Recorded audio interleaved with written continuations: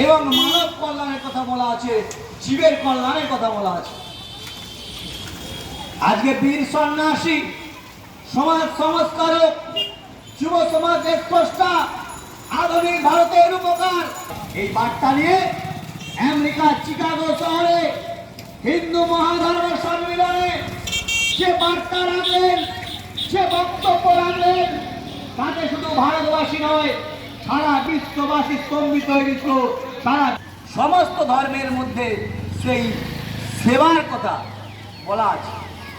অন্যান্য ধর্মেও অনেক পবিত্র সেবার কথা বলা আছে।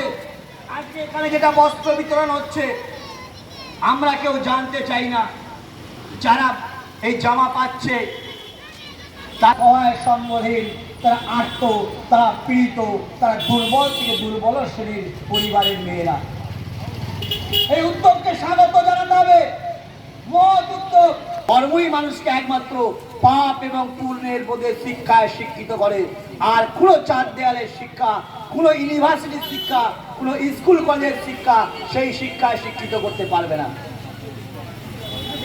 সবার আগে বাড়িতে পিতামাতা, আর তারপরে আধ্যাত্মিকতা, আর পরিবেশ। মানুষ হিসাবে জাতির কল্যাণে, সমাজের কল্যাণে, দেশের কল্যাণে, পরিবারের কল্যাণে, প্রতিবেশীর কল্যাণে নিজেকে উৎসর্গ করতে পারবে।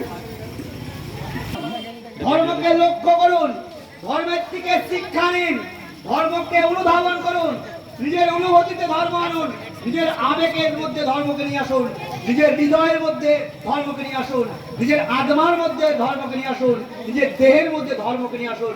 ধর্মবোধকে যখন জাগ্রত করবেন, ধর্মবোধ যখন জাগবে, চৈতন্য আসবে, চৈতন্য আসলে